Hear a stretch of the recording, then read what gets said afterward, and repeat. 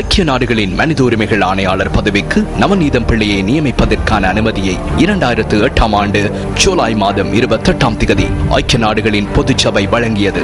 அந்த வருடம் செப்டம்பர் 1 அவர் தனது கடமைகளை ஆரம்பித்தார். 2012 ஆண்டு செப்டம்பர் மாதம் 1 அவருடைய பதவிக்காலம் மேலும் 2 வருடங்களால் அதிகரிக்கப்பட்டது.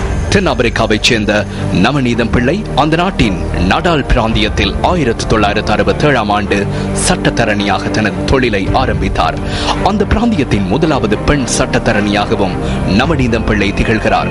அதன் பின்னர் பல வருடங்களாக அவர் நிற வேறுபாடுகளுக்கு எதிராக செயற்பட்டதுடன் அவர்களின் உரிமைகளை வென்றெடுப்பதற்காகவும் சட்டத்தரணி என்ற வகையில் முன்னின்றார். துன்புறுத்தல்களுக்கு எதிராக செயற்பட்ட நவநீதம் பிள்ளை ராபன் தீவில் தடுத்து வைக்கப்பட்டிருந்த கருப்பின மக்களின் உரிமைகளை வென்றெடுக்கவும் செயற்பட்டார்.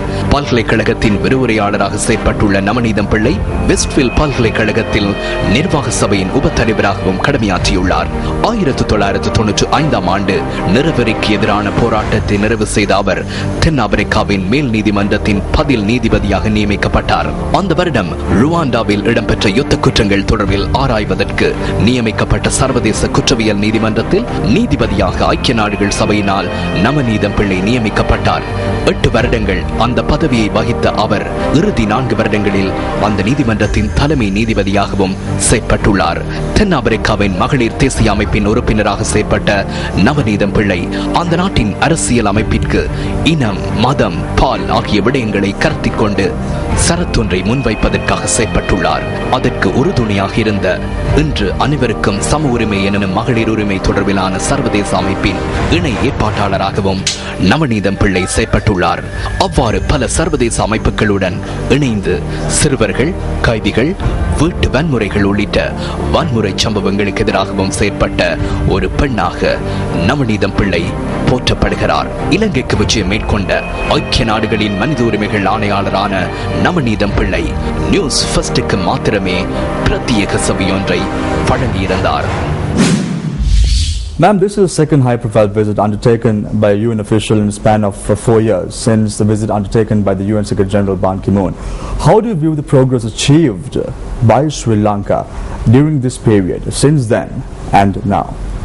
Well, you're quite right. The Secretary General was here soon after the conflict ended, and the importance about his meeting, which will influences my answer, is that there was a joint statement issued by the Secretary General and the President of Sri Lanka, part of which had a commitment by the President to address accountability issues, accountability for the conflict, accountability as to how it was addressed by the government as well.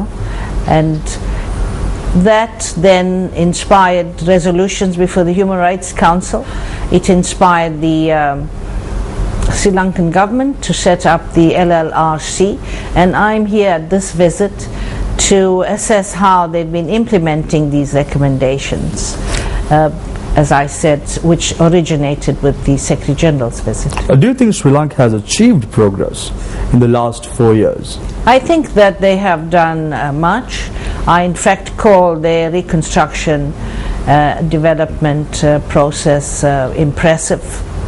It's very important for the livelihood of people that they have water and power and housing, and together with the help of the United Nations and many governments, the Sri Lankan government has been able to advance very much in respect of that.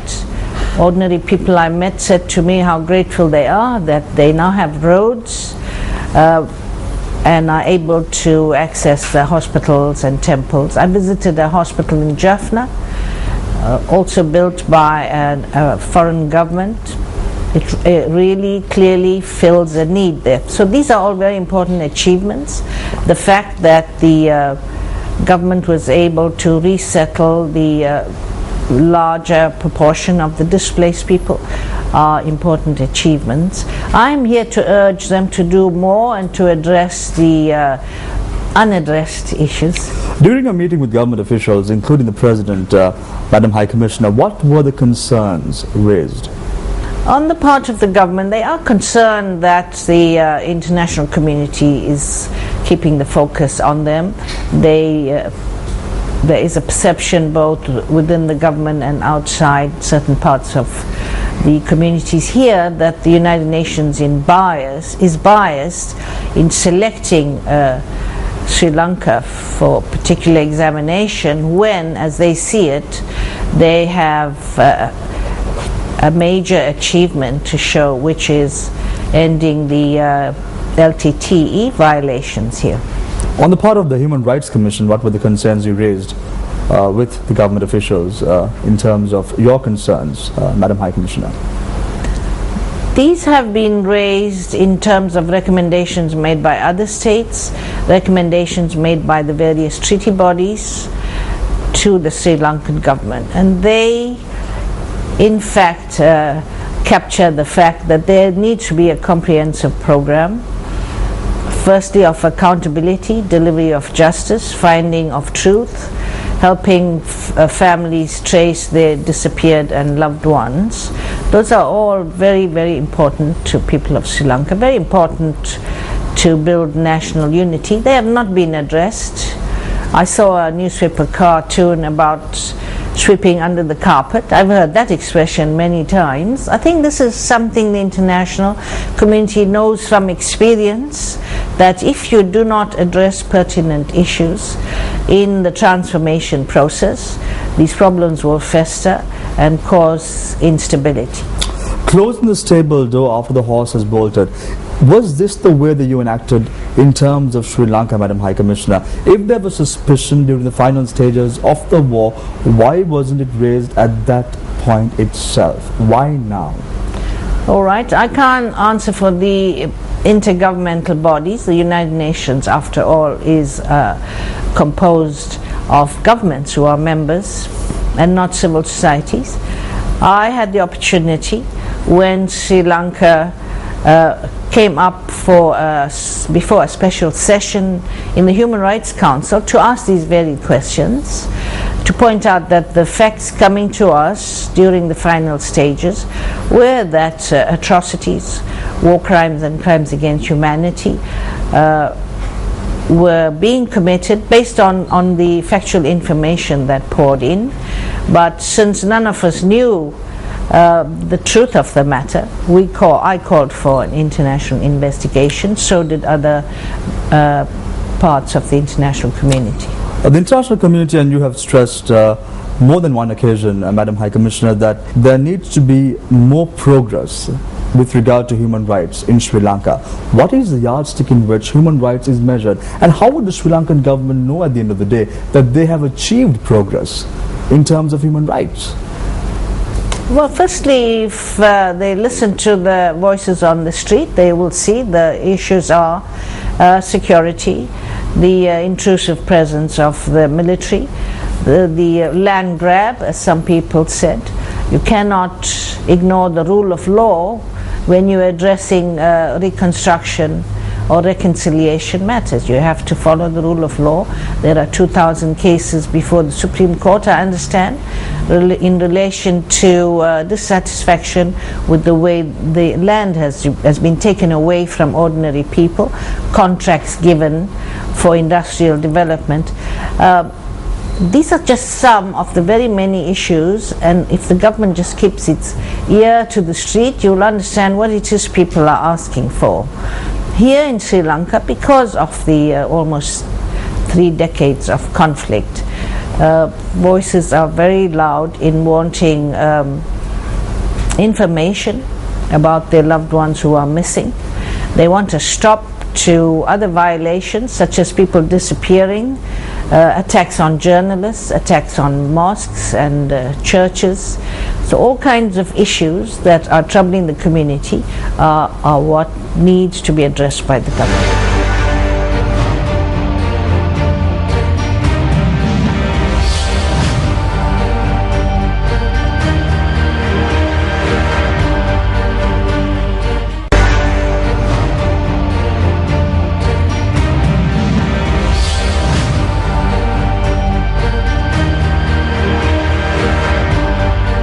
Time and space is what the government has stressed for the last 4 years, Madam High Commissioner.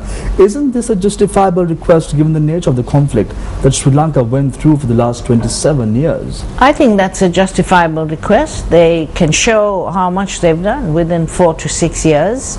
They've been able to do so with the help of the international community, other governments and the United Nations. That's the importance of the government taking the initiative to say we want to do this. As I see it, the international community is ready to assist them financially and with skills to Given carry what you out said that. right now, Madam High Commissioner, why is pressure being exerted? You are saying that time and space should be given, and you know for a fact that reconciliation cannot be achieved in just 4 years. So given this context, why is pressure being exerted by the UN and other international organizations on Sri Lanka at this point of time? I wouldn't call it pressure. The Human Rights Council addresses human rights situations all over the world through the Universal Periodic Review. The Human Rights Council and my office responds where we receive thousands and thousands of complaints from victims. That's why I have the mandate. There has been no genuine reconciliation process here. There has been no genuine accountability process undertaken seriously here. And this is why the world is not only urging Sri Lanka to do much more, but ready to offer practical assistance for the government to do so. Madam High Commissioner, following your visit to Sri Lanka in late September, you are due to submit a report to the UNHRC sessions. Subsequent to this, what would be the next step as far as Sri Lanka is concerned? Well, these are the directives to me to make an oral report in September and a written report. It's very specific. It's on the steps that are being taken by the Sri Lankan government on accountability and general protection of human rights here. And I can't predict what the next steps would be, because this arises from an intergovernmental body. But I have, it's not only me, the High Commissioner for Human Rights, whoever succeeds me has a mandate to keep the lens on every country to ensure that human rights are protected. So that will continue. I cannot predict what the intergovernmental body will decide in terms of follow-up.